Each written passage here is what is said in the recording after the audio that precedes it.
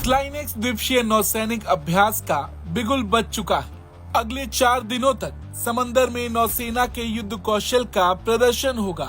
समंदर की सतह से आसमान तक नौसेना के जवान जाबाजी करते देखे जा सकेंगे। ये युद्ध अभ्यास 17 से 20 दिसंबर तक विशाखापट्टनम में चलेगा। यह अभ्यास 2 चरण में किया जाएगा। 17 से 18 दिसंबर तक बंदरगाह चरण, 19 से 20 दिसंबर तक समुद्री चरण।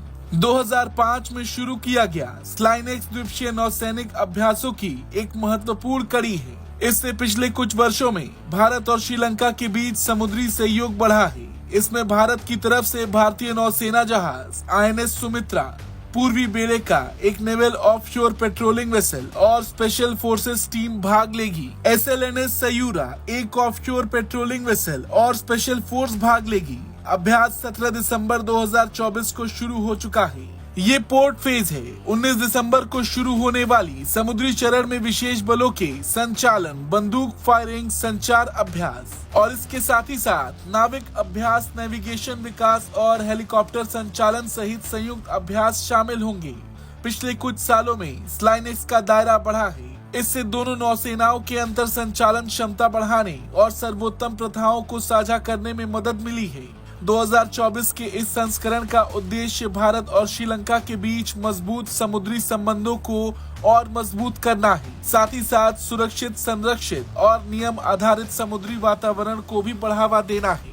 वहीं दूसरी ओर श्रीलंका के राष्ट्रपति भी भारत दौरे पर हैं। PM मोदी और श्रीलंकाई राष्ट्रपति के बीच हैदराबाद हाउस में द्विपक्षीय बैठक हुई, जिस दौरान दिसानायके ने 2 साल पहले श्रीलंका के आर्थिक संकट के दौरान मदद के लिए भारत का आभार जताया। वहीं PM मोदी ने कहा कि भारत ने लगभग $4 अरब के कर्ज और अनुदान के जरिए श्रीलंका की मदद की थी।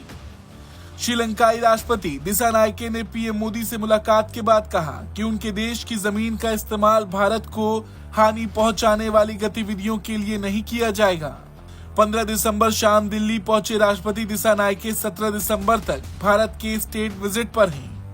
उनके इस दौरे को लेकर PM मोदी ने कहा कि श्रीलंका में हाल ही में संपन्न हुए राष्ट्रपति और संसदीय चुनावों के बाद राष्ट्रपति दिसानायके की ये पहली भारत यात्रा है। उन्होंने कहा कि इस यात्रा से द्वीपीय संबंधों में नई गति और ऊर्जा आई है। ब्यूरो रिपोर्ट, भारत तक।